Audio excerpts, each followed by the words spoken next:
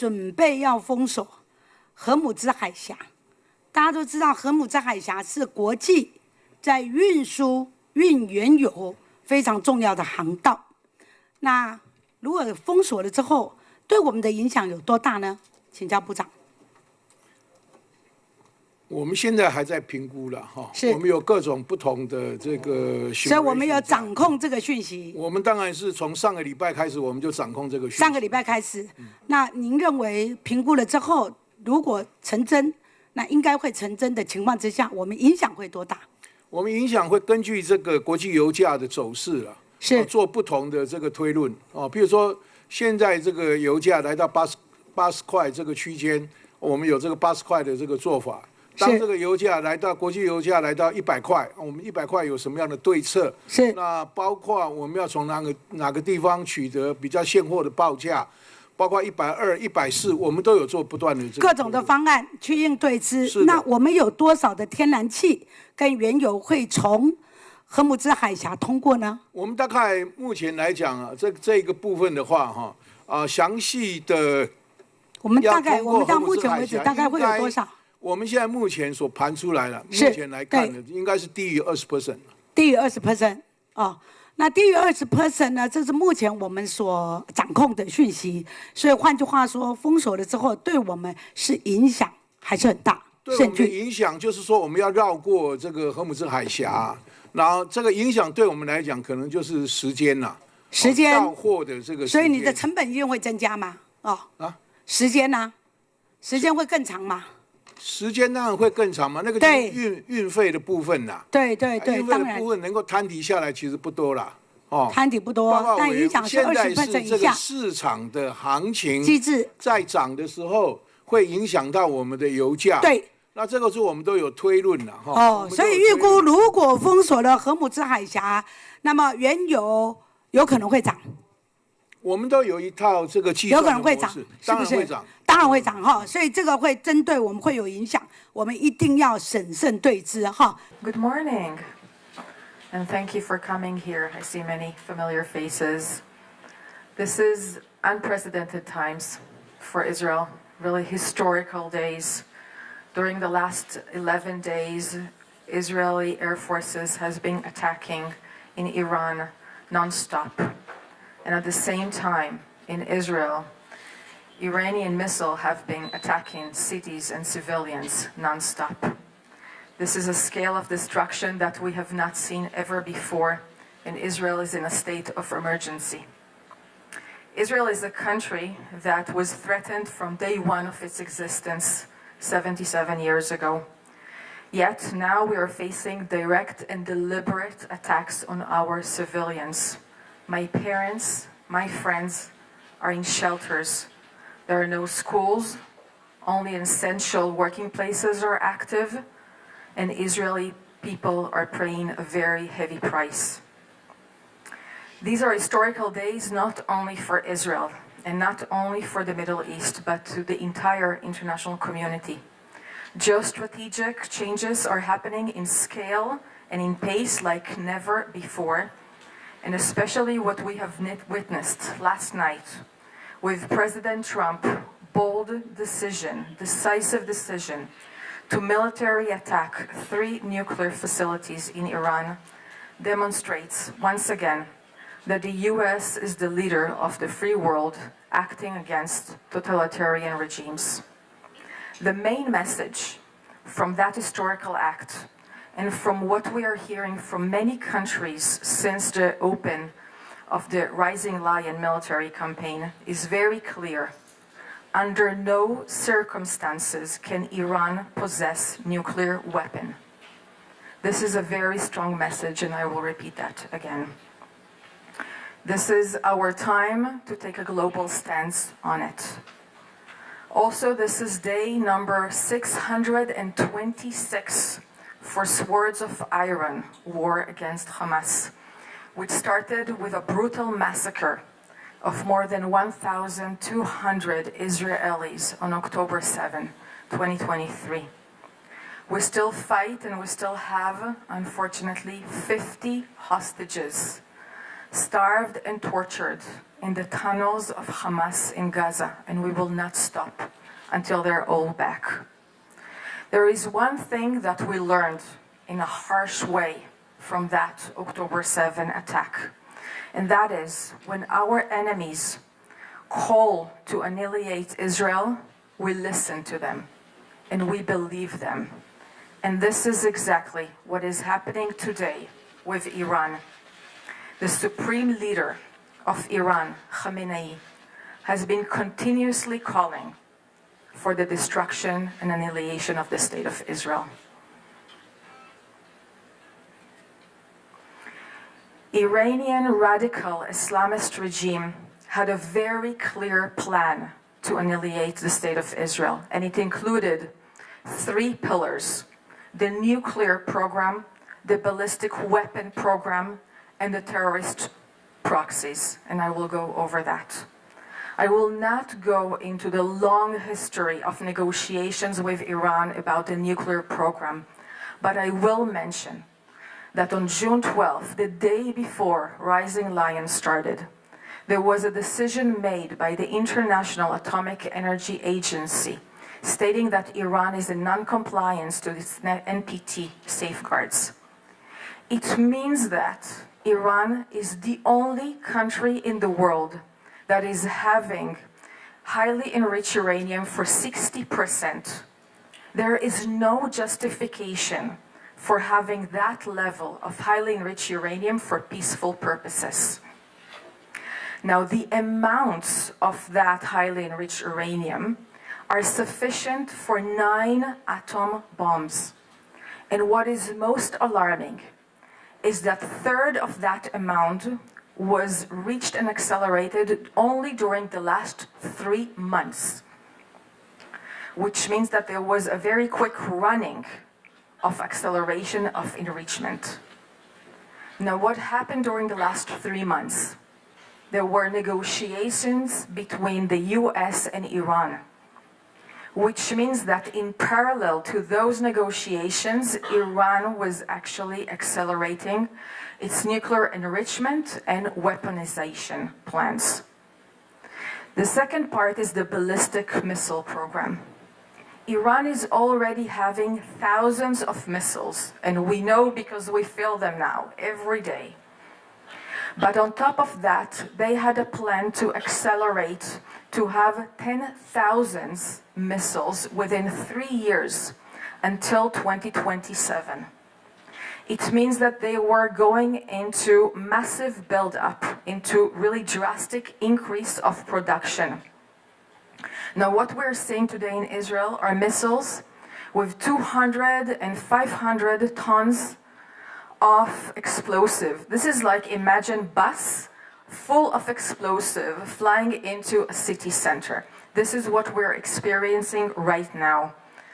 And this is an existential threat for Israel. We are such a small country, much smaller than Taiwan. To have that type of threat with 10,000 missiles being built against us is something that no country in the world can have. The third pillar of the plan of annihilation by Iran was the terrorist proxies, and you all know their names by now: Hamas, Houthis, Hezbollah. They have been financing, training, guiding them, providing weapons. We know that the mastermind before October 7 was really Iran, and the executor was actually Hamas.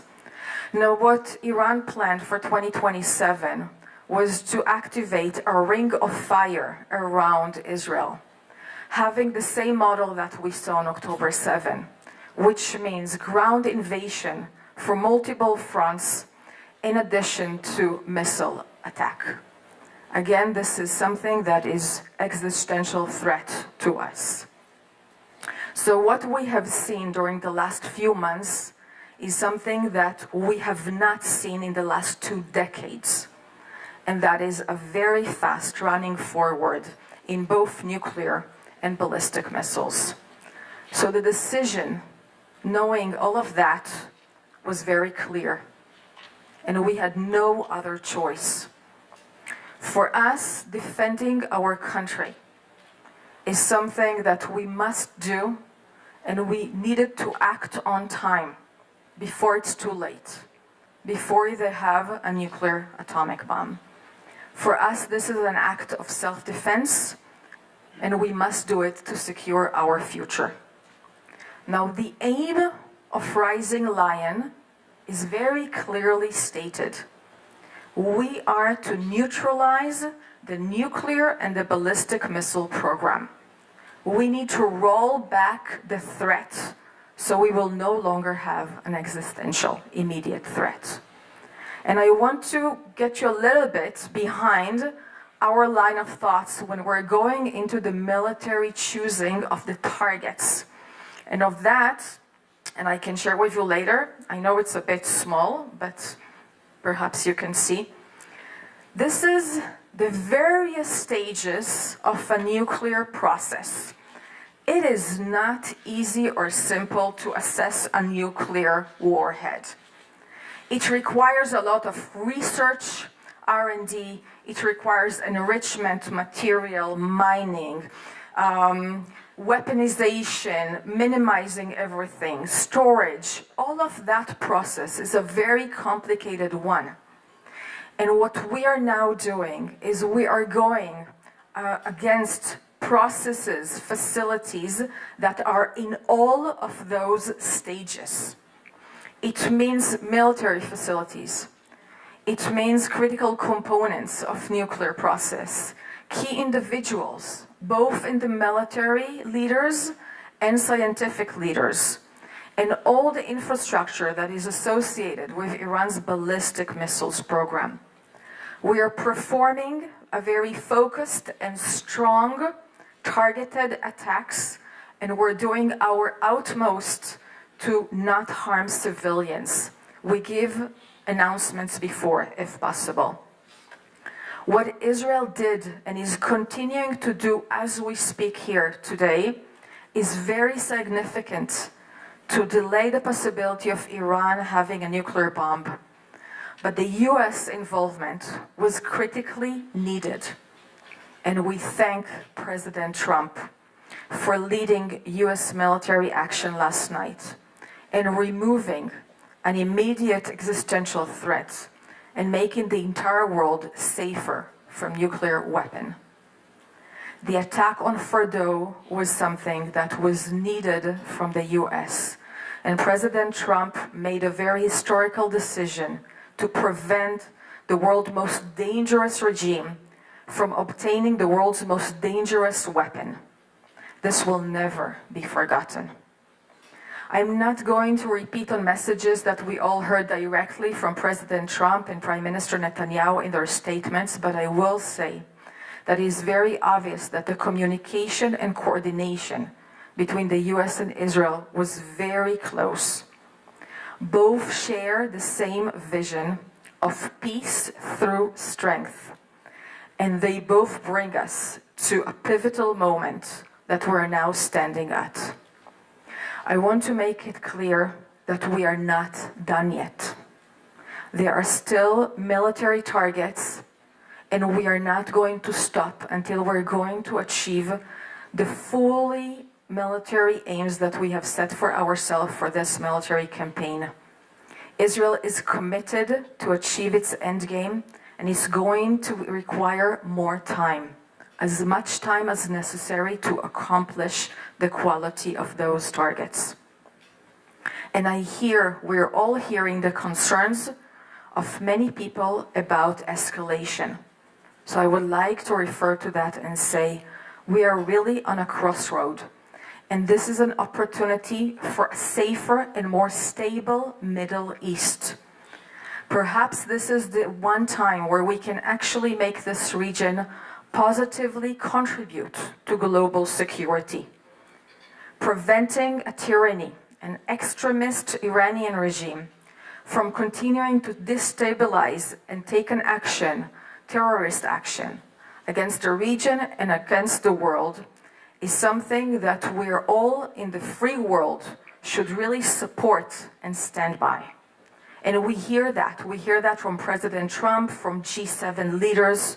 European leaders, like-minded countries, they all make it very clear in their statements. Under no circumstances will Iran be allowed to possess nuclear weapons. This is a shared responsibility. We all need to make sure that Iran is enforced to change its behavior and make this a new reality. I would like to mention two more issues and then I will open for Q&A. The first is about the people back home in Israel. And there are 10 million people living in my country, a very small country. We're facing deliberate Iranian attacks on our civilians. They're attacking a hospital, they attack a mosque, they attack Jewish, Christian, and Muslim communities, Israeli people, foreign people, regardless. This is a deliberate attack. We already have 24 casualties, people who paid with their lives. Thousands are injured. Thousands lost their homes. We need, and we know in Israel, we understand that in order to achieve victory, we need a strong and resilient home front. And we have been preparing this for years. People in Israel know exactly what to do when the sirens are heard and the alarms are off. And they know to go to shelters and safe rooms which are available in every apartment and in every building. Yes, we do have advanced technologies. And you see them. They give us multi-layered air defense, Iron Dome, David Sling, Arrow. We have the US systems. These are giving a lot of protection and they have high interception rates, but they are not 100% proof. And we still do not have complete protection. So we do have a small number of missiles that have been managed to penetrate and to hit civilians. And this is where we're seeing the spirit of the Israelis. The resilience, the community, the solidarity. Israeli people do not want to be at war. If there is any doubt about it, I want to make it really clear. We are such a minority Jewish country.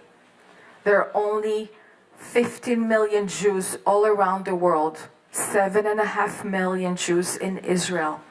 And all we want to do is to live in peace and security so my children and all of our future generation will be able to have a prosperous and quiet life. This is something that I think we and Taiwanese people are sharing together. What we do is defend ourselves. My last point for today is really about the cognitive war that we're seeing all around us, and I think that there is a very high awareness for that specifically in Taiwan. I'm saying this because I see my country getting a lot of criticism and the international media for being too aggressive. And I saw that also here in Taiwan. This is coming, I think, from those who don't fully understand the Middle East power dynamics and culture and history. And I want to specifically say about this case of Iran, what is the alternative? We are dealing with a regime that is radical Islamism. It's a dictatorship. This is the most repressive government in the world. Everything that you know about Taiwan's way of life, about Taiwan's vibrant democracy, is not existing in Iran.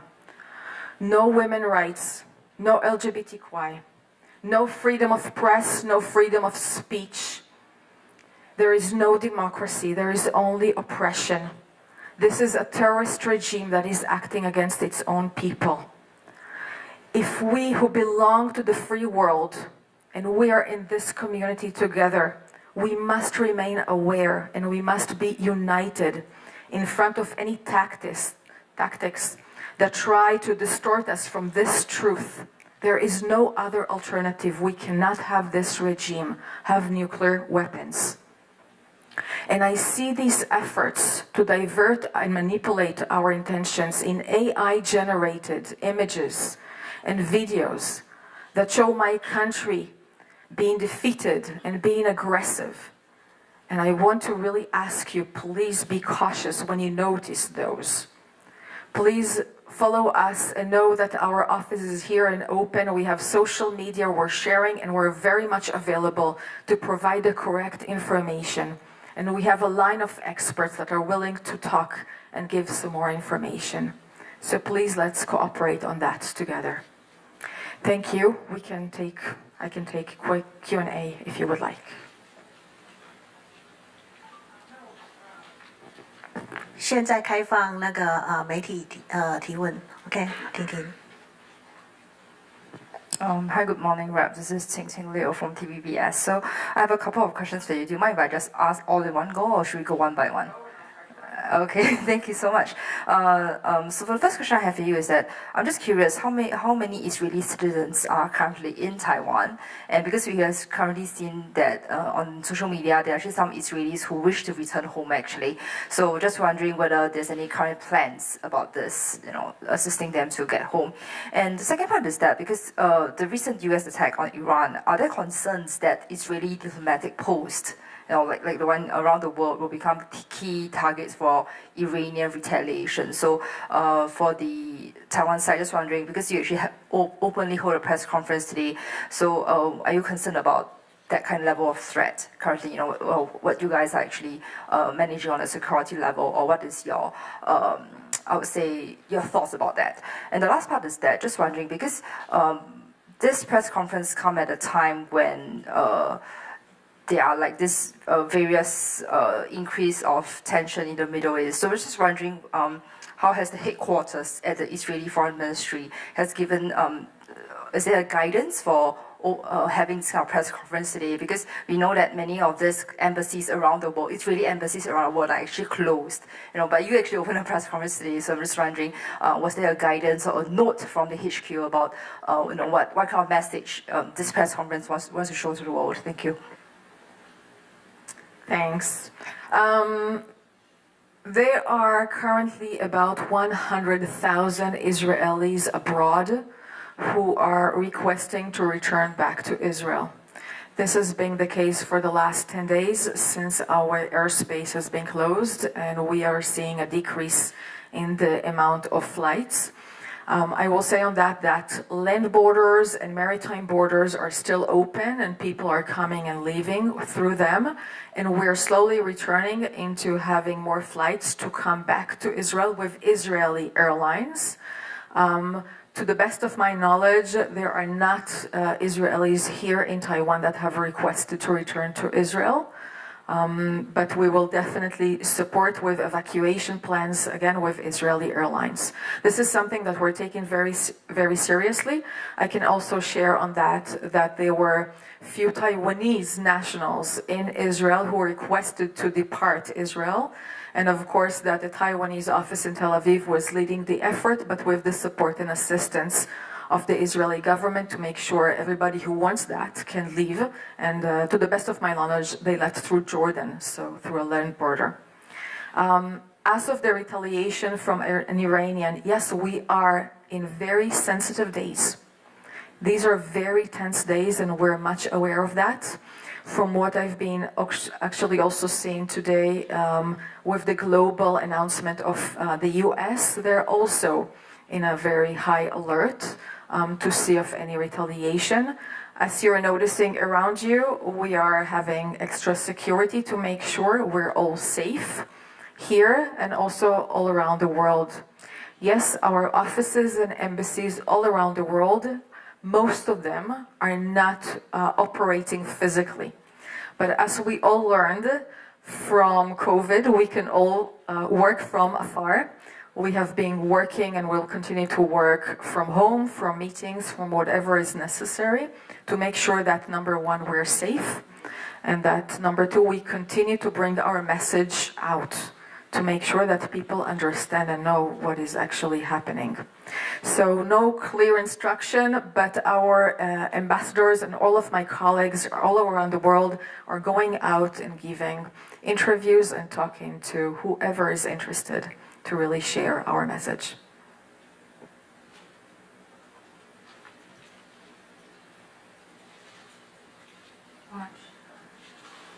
when you live with the Reuters. So I have a question on, are there any lessons in social resilience Taiwan can learn from Israel, especially on how to protect its civilian population from missile attacks? And do you see is Taiwan as well prepared as Israel to protect its civilian population from air attack? The second one is, do you see whether Taiwan is as well prepared as Israel to protect its civilian population from air attack? Okay, thank you. I think, first of all, it is really too early to have many lessons. We're really still in active warfare, and there is what we call the fog of war, that we still don't know everything all the way. But really the lessons about how to defend your people and how to make sure that civilians are protected is something we have been doing for many years with shelters and safe rooms inside of apartments. I will maybe try to equivalent that to the earthquake awareness and preparation that there is here in Taiwan. People have alerts. We receive the alerts on our phones. People know exactly what they're supposed to do when there is an earthquake, and they act accordingly. This is done from schools, from children. They're being educated to that, and you have very good standard for building to make sure that they will not collapse and that they will stand. So the same standard has been in Israel for more than 30 years now about safe rooms. Since unfortunately this is not the first time that we're seeing missiles attacks, I can share personally, I was in 1991 during the first Gulf War when we had missile attacks coming from Iraq towards Israel, and we were all in safe rooms. Back then, it was updated into the criteria of buildings. I think that we always have what to learn, and we always have how to improve and how to bring awareness for the people to make sure that they are, after 11 days, they continue to keep the same standards and they go to the shelter, although it's happening 3 times at night and they're not sleeping and they're tired of that. Perhaps one more thing that we can see lessons is how Israel is being assisting to foreign nationals in Israel during emergency. This is something very important for many countries. We see that. Each country is really caring and worried about their own nationals. And we are taking that very closely into heart and facilitating as much as possible, including information and physical assistance. Perhaps this is something that we can also share. As for Taiwan, I see that there is a lot of awareness, willingness, and actual work. During my last 2 years here, I've been noticing many drills that have been going on, and I think that there is a concentrated effort to improve on preparation. Yeah.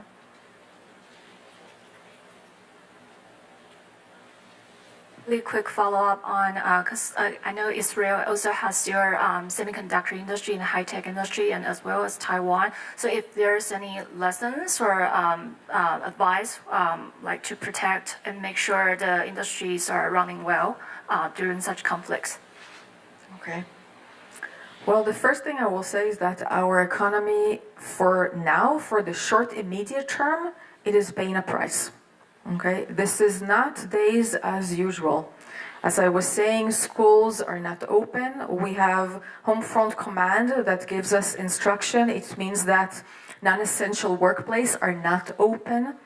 And if I will, for example, refer to my headquarters, only part of the people will physically come and the majority will work far from home. But our economy started this war from a very resilient and very strong financial basis. Our national debt is low, relatively low, only 68%. We have a very strong and resilient policy and market. And we see from previous events, previous wars and military rounds, that it takes us quite short time to rebalance and actually to have a boom economy after that. So the innovation and technologies that we are now seeing being active on the military necessity will later on will have the civilian interpretation for them. And this is exactly why we see the large amount of investments in Israel now during the war. The first quarter of this year, 2025, was the highest in foreign investments that we had. This is a show of really strong support and belief in the Israeli system. Maybe this is to say, come and invest in Israel. But I also want to say, I was talking about this pivotal historical moment we're standing at, of really all opportunities in the Middle East can change. And when we're looking on that, we're actually looking also on trade relations with our newly neighbors. Because we're really hoping for trade relations not only with Asia, with Taiwan, with Europe, with the United States, but also in our region. Trade, communication, tourism, innovation, if we will have that in the Middle East, then peace and stability will bring prosperity also. And this is really in our reach. So I think that that optimism is something that even if there are short-term prices, for the medium term, long term, they are all worth it. 好，那我们还有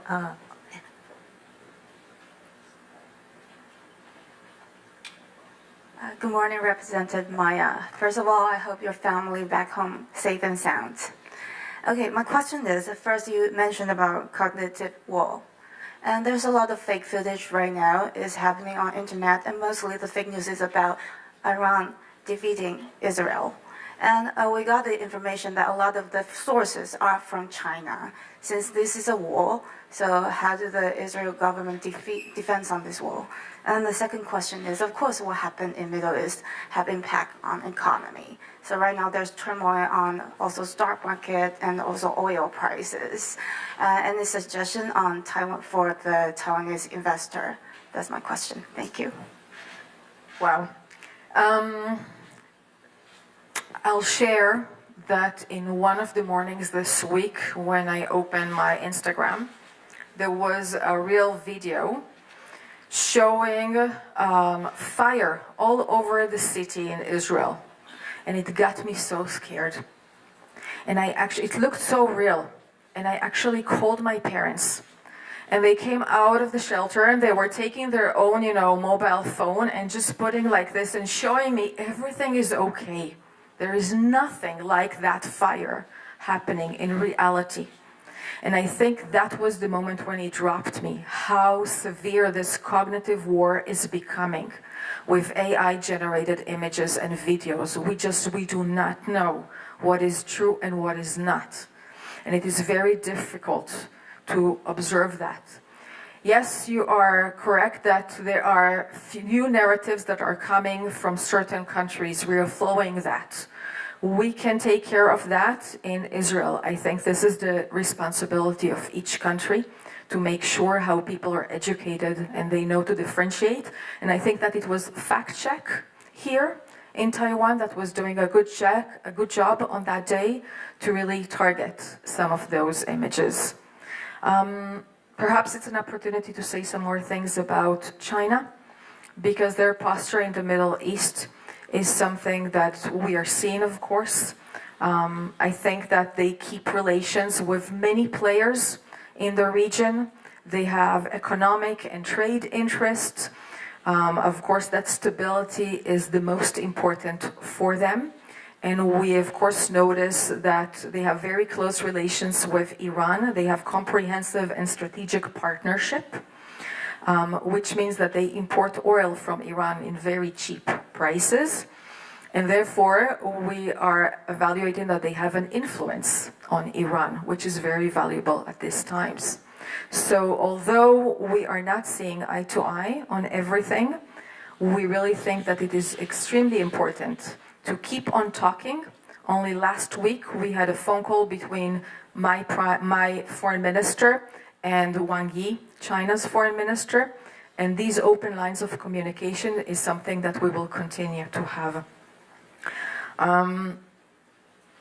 About the oil prices, I'm not an expert. I can share with you that the stock market in Israel is skyrocketing. It is very high and doing very good.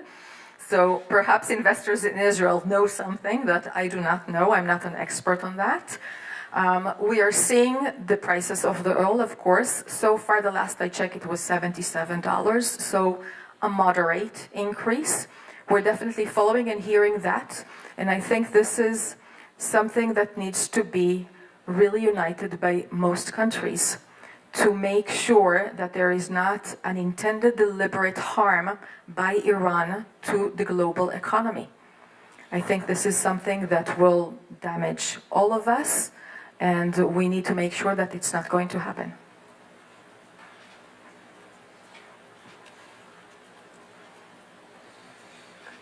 Sorry, just a follow-up question on China, because you mentioned earlier. Just wondering, because the Chinese MFA just condemned the U.S. strikes on Iran, calling for ceasefire and talks. And actually, the Chinese, just to quote them, they actually said that the U.S. attack on Iran damages U.S. international diplomatic credibility. Just wondering what's your thoughts on that? Well, I will let my American colleagues also comment on that later, if they would like. I will say that from our side, and I think that this is something that is really shared, but everyone who do not want to see extremist totalitarian regimes in our world, we need to be united on this. And I think this is what we have seen President Trump really leading this and making sure that we will weaken Iran and we will make sure that they will not possess nuclear weapons. 那还有没有媒体朋友有问题的？ Hi, just a follow-up on, so Israel has a formidable, really powerful and time-and-so capability with its Iron Dome, and then and other systems. So just wondering, have Taiwanese officials asked you about this system and this technology, and is this something that, some kind of technology that Israel could share with Taiwan? We have been having closed doors talks with Taiwan on everything that we see of mutual interest. 还有媒体朋友吗？有吗？那OK， Just to thank you again for coming and for being interested in what is happening on the other side of the world.